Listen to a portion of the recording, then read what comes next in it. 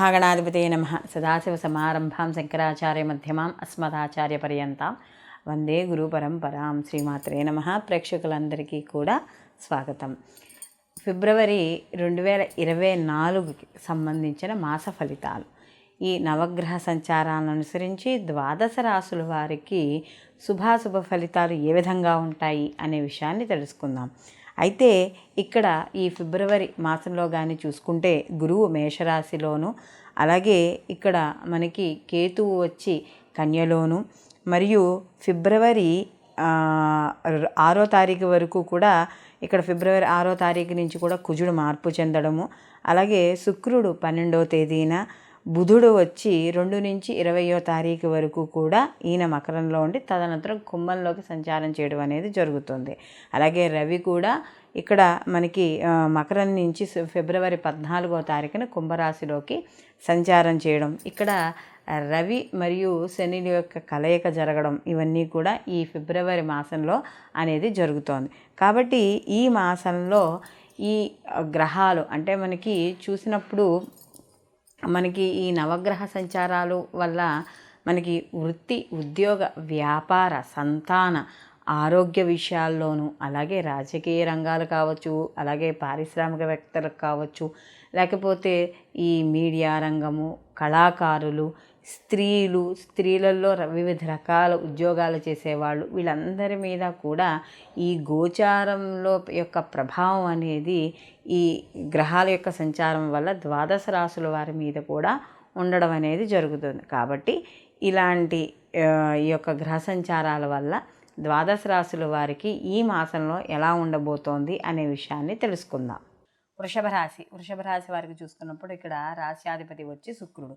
అయితే ఈ వృషభ రాశి వాళ్ళకి కానీ చూసుకుంటున్నప్పుడు ఈ మాసంలో అష్టమ స్థానంలో ప్రస్తుతం వీళ్ళకి కుజ, బుధులు వీళ్ళందరూ ఉండడం, తర్వాత కుజుని యొక్క మార్పు, దాని తర్వాత బుధుని యొక్క మార్పు, ఇలా మార్పులు చెందడం అనేది జరుగుతుంది. అయితే ఇక్కడ కుజుడు ఎప్పుడైతే వీళ్ళకి వ్యయాధిపతి అయ్యాడు, అలాగే సప్తమాధిపతి కూడా అయ్యాడు. ఈ వ్యయ సప్తమాధిపతి అయిన కుజుడు ఎప్పుడైతే ఫిబ్రవరి మనకి ఇక్కడ 6వ తారీఖు నుంచి ఉచ్చస్థానంలోకి వెళ్తాడో అప్పటి నుంచి కాస్త కొంచెం వీళ్ళకి అనుకూలంగా ఉండడం, అంటే ఇక్కడ వ్యయాధిపతి అయ్యాడు, సప్తమాధిపతి కూడా అయ్యాడు. కాబట్టి భాగస్వామి వ్యాపారము లేదా జీవిత భాగస్వామి నుంచి ఏదైనా వాళ్ళకు ఉద్యోగం కావచ్చు, వారి వైపు నుంచి ధనం కావచ్చు, ఇలాంటివి కలిసి వచ్చే అవకాశం అనేది కూడా కనబడుతోంది. అలాగే ఇక్కడ ముఖ్యంగా వాహనాలు వాటి అంటే ఇక్కడ కుజుడు ఉచ్చులోకి మార్పు చెందుతున్నా కూడా కుజుడికి సంబంధించిన వాడకాలు, పనిముట్లు వాడేటప్పుడు, అంటే ముఖ్యంగా ఇక్కడ మనం చూసుకున్నప్పుడు వాహనాలు నడిపేటప్పుడు కానీ, ఏదైనా పదునైన వస్తువులు వాడకం చేసేటప్పుడు కానీ,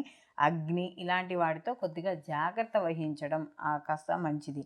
అలాగే ఆర్థికపరమైన విషయాల్లో మాత్రం వీళ్ళకి చాలా అనుకూలంగా ఉండడం అనేది జరుగుతుంది. ఎందుకంటే వీళ్ళకి ఇక్కడ ముఖ్యంగా చూసుకున్నప్పుడు ఆర్థికపరమైన విషయాల్లో వీళ్ళకి గత కొంతకాలంగా ఏదైతే డబ్బుకు పరంగా ఇబ్బంది పడుతున్నా లేదా అధికంగా ఖర్చు అవుతున్నా కూడా కాస్త ఈ మాసంలో ఖర్చులు తగ్గడం వృషభ రాశి వాళ్ళకి అనేది ఉంటుంది.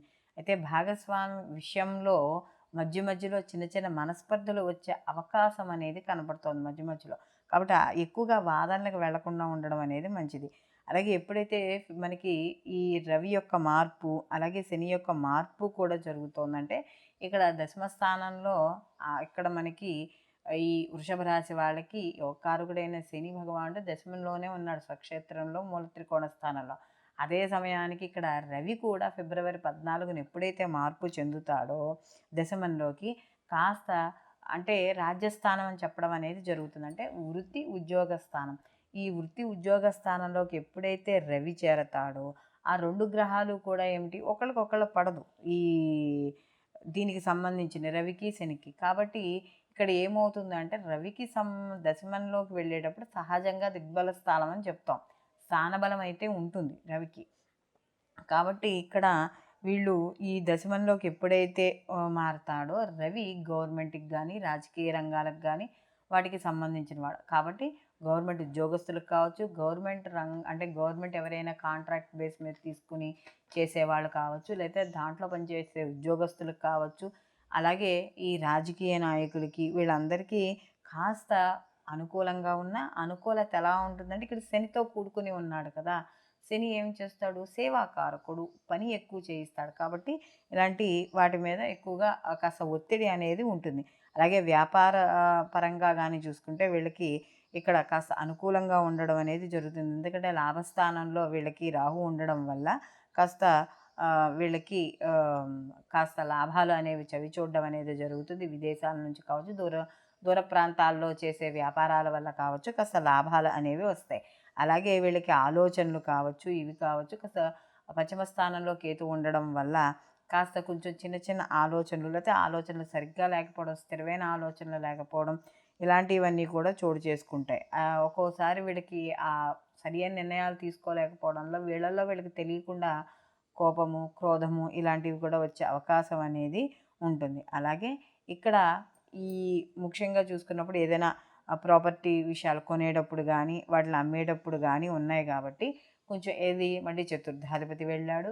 ఎక్కడ ఉన్నాడు చతుర్థాధిపతి వెళ్ళి మళ్ళీ రవి వెళ్ళి శని భగవాన్తో కలిసి ఉన్నాడు. అంటే ఈ యొక్క రవి మరియు శని దశమ స్థానంలో ఉన్నా కూడా ఇక్కడ వీళ్ళు ఏదైనా వస్తువులు కొనుగోలు అంటే ఆస్తి, స్థిరాస్తి, ఏదో చరాస్తి ఏదైనా కొనుగోలు చేసేటప్పుడు ఎక్కువ మొత్తంలో డబ్బులు పెట్టేవి కొంచెం జాగ్రత్తగా ఆలోచన చేయడం, లేదా అనుభవజ్ఞుల యొక్క సలహాలు తీసుకోవడం అనేది మంచిది. అలాగే సంతాన విషయాల్లో వాటిల్లో కూడా కాస్త కొంచెం అంటే పంచమ స్థానంలో కేతు ఉన్నాడు కాబట్టి వీళ్ళు అనుకున్నంత స్థాయిలో సంతానం వాళ్ళ ఆలోచనలకు రీచ్ అవ్వకపోవడం లేదు కావచ్చు. ఏదైనా సంతానం కోసం ప్రయత్నం చేసే వాళ్ళకు కూడా కొద్దిగా ఈ మాసం కూడా కొద్దిగా ఆలస్యం అయ్యే అవకాశం అనేది కనబడుతోంది. అలాగే కాస్త ఏవైనా వివాహానికి సంబంధించిన విషయాల్లో, ఎందుకంటే ఇక్కడ సప్తమాధిపతి వచ్చిన కుజుడు వచ్చి అష్టమంలోంచి నవమంలోకి మార్పు చెందుతాడు కాబట్టి వివాహానికి సంబంధించిన విషయాల్లో చిన్న చిన్న మనస్పర్ధలు వచ్చే అవకాశం ఉంది. కాబట్టి లేదా ఏదైనా మాట్లాడుకునేటప్పుడు ఏదైనా కట్నాలు, కానుకలు, లేకపోతే ఏవైనా వివాహానికి సంబంధించిన విషయాలు ఏదైనా ప్రతిదీ కూడా క్లియర్గా చూసుకుని ముందుకు వెళ్ళడం అనేది మంచిది. అలాగే మొత్తం మీద ఈ రాశిలో ఉన్న వాళ్ళు ఎవరైతే ఈ సినీ కళా రాజకీయ రంగాల్లో ఉన్నారో వీళ్ళందరికీ కూడా సామాన్యంగానే ఉండడం అనేది జరుగుతోంది. ముఖ్యంగా వీళ్ళకి ఈ యొక్క కుజుడి యొక్క మార్పు ఇవన్నీ కూడా కొంత అనుకూలతను, అలాగే ఉచ్చులో ఉన్నాడు కాబట్టి అప్పుడప్పుడు శుభ ఫలితాలను కూడా ఇవ్వడం అనేది జరుగుతుంది. ఆర్థికపరమైన విషయాల్లో అయితే మాత్రం వృషభరాశి వాళ్ళకి ఎటువంటి ఇబ్బంది అనేది లేదు. సమయానికి చేతికి డబ్బు అందడం అనేది జరుగుతుంది. విద్యార్థులకు కూడా కాస్త కొంచెం వీళ్ళు కష్టపడి చదవాలి. ఎందుకంటే అనవసరమైన వ్యాపకాలకు కానీ, లేకపోతే అక్కర్లేని విషయాలకు కానీ దూరంగా ఉండడం, లేకపోతే ఏదైనా ఒక పరీక్ష రాస్తాము అనుకుని వెళ్ళినప్పుడు ఏదైనా ఒక స్లిప్ పెట్టడము, ఇలాంటివి ఏవో చేస్తూ ఉంటారు కదా, కాపీ కొట్టడం, ఇలాంటివి చేయడం, లేకపోతే అనవసరమైన వాదనలు వేయడం, విద్యార్థులతో కావచ్చు, టీచర్స్తో కావచ్చు వాదనలు వేయడం, ఇలాంటి వాటికి దూరంగా ఉండడం ద్వారా కొంత ప్రతికూల ఫలితాలను తగ్గించుకోవడం అనేది జరుగుతుంది. అలాగే వీళ్ళు మరిన్ని మంచి ఫలితాలు పొందడానికి వీళ్ళు ప్రతి నిత్యము కూడా గణపతి ఆరాధన చేసుకోవడం, అలాగే కేతువు దగ్గర దీపారాధన చేసుకోవడం, లేదా ఇంట్లో మేము అలా చేయలేము అనుకునే వాళ్ళు ప్రతిరోజు కూడా 108 సార్లు ఓం గం గణపతయే నమః అనే నామాన్ని ప్రతిరోజు కూడా జపం చేసుకోవడం ద్వారా మరిన్ని మంచి ఫలితాలు పొందడం అనేది జరుగుతుంది. మనకి ఈ గోచార ఫలితాలు అనేవి మనం ఎప్పుడూ చెప్పుకునేదే. కేవలం ఇవి గోచార ఫలితాలు అనేవి ఆ రాశికి ఆ టైంలో, అంటే ఈ పీరియడ్ ఆఫ్ టైంలో ఏదైతే ఉందో, మన ఒక నెల కాలం ఏదైతే ఉందో 30 రోజుల కాలం, ఈ కాలంలో నవగ్రహాలు వాటి యొక్క సంచారాన్ని అనుసరించి ఇచ్చే శుభ ఫలితాలు, అలాగే దాంట్లో శుభ ఫలితాలు ఉంటాయి, అశుభ ఫలితాలు ఉంటాయి. కేవలం ఇది గోచార ఫలితాలు మాత్రమే. అయితే దీనితో పాటుగా వ్యక్తిగత జాతకాలు అనేవి తప్పనిసరిగా చూసుకోవాలని చెప్తున్నాం. ఎందుకు అంటే ఒక వ్యక్తి యొక్క జాతకంలో ఏవైనా గోచార ప్రకారంగా ఏవైనా బాలేకపోయినా అది వాళ్ళ యొక్క వ్యక్తిగత జాతకంలో జరిగే మహర్దశలు కానీ, అంతర్దశలు కానీ, ప్రత్యంతర్దశల వల్ల కానీ కొన్ని మంచి మార్పులు వచ్చే అవకాశము, అలాగే గ్రహాల యొక్క వీక్షణ వాళ్ళకి, అలాగే దీంతో పాటుగా జన్మజాతకంలో కూడా కొంతమందికి ఈ యొక్క యోగాలు అనేవి ఉంటాయి. ఆ యోగాలు లేదా జరుగుతున్న మహర్దశల్లో కూడా యోగకారకమైన దశలు, అంటే వాళ్ళ లగ్నానికి సంబంధించిన యోగకారకమైన దశలు జరుగుతూ ఉంటాయి కొంతమందికి. అలాంటి దశలు జరుగుతున్న మంచి ఫలితాలు, సత్ఫలితాలు పొందడం అనేది జరుగుతుంది. అలాగే ఎవరికైనా గోచారంలో బాగుండి వాళ్ళ జన్మజాతకంలో సరిగ్గా లేకపోతే కొంత ప్రతిఫలాలు వచ్చేవి కూడా, అంటే సత్ఫలితాలు కావచ్చు, శుభ ఫలితాలు కావచ్చు, కాస్త అవి ఆలస్యం అవ్వడం లేదా వ్యతిరేకంగా ఉండడం ఇలాంటివి కనపడుతూ ఉంటాయి. అసలు అలాంటివి కనపడుతున్నప్పుడు ఎలా ఉంటాయి? మన జాతకం బాలేదు అంటే మనకు గోచారం కానీ మనకి జన్మజాతకం కానీ బాలేదు అని ఎలా తెలుస్తుంది అని చూసుకున్నప్పుడు, మనకి పనులు సరిగ్గా అవ్వలేకపోవడం, చికాకులు, ఇంట్లో గొడవలు, వివాదాలు, లేకపోతే ఏదో ఒక మానసికమైన సమస్యలు, ఇలాంటివన్నీ కూడా ఏవో ఒకటి ఎదురవుతూ ఉంటాయి. అది ఆర్థికంగా కావచ్చు, ఇంట్లో కావచ్చు, పిల్లలతో కావచ్చు, ఏదో ఒక రకంగా ఇబ్బంది పడుతూ ఉంటాం. కాబట్టి అలాంటి ఇబ్బంది పడుతున్నప్పుడు కేవలం గోచార ఫలితాలే కాకుండా మనం క్షుణ్ణంగా మనకి అంటే ఏ రాశి వాళ్ళు ఎటువంటి ఖచ్చితంగా మాది ఈ రాశి అనే ఈ లగ్నం అని తెలిసిన వాళ్ళు లేదా జన్మజాతకం తెలిసిన వాళ్ళు మీకు కాస్త అనుభవజ్ఞుని యొక్క జ్యోతిష్యులను సంప్రదించి తెలుసుకోవడం ద్వారా కరెక్ట్గా మనకి ఎటువంటి ఫలితాలను పొందగలం ఈ సమయంలో, దీనికి సంబంధించిన ఎటువంటి రెమెడీస్ చేసుకోవాలి అనేవి మాత్రం తెలుసుకోవడానికి ఎక్కువగా ఆస్కారం అనేది ఉంటుంది జన్మజాతకం పరిశీలించుకోవడం వల్ల. కాబట్టి ఇలాంటి విషయాలని మనం చూసుకునేటప్పుడు ఈ గోచార ఫలితాలతో పాటు జన్మజాతక ఫలితాలు కూడా తప్పకుండా పరిశీలనలోకి తీసుకోవాలి.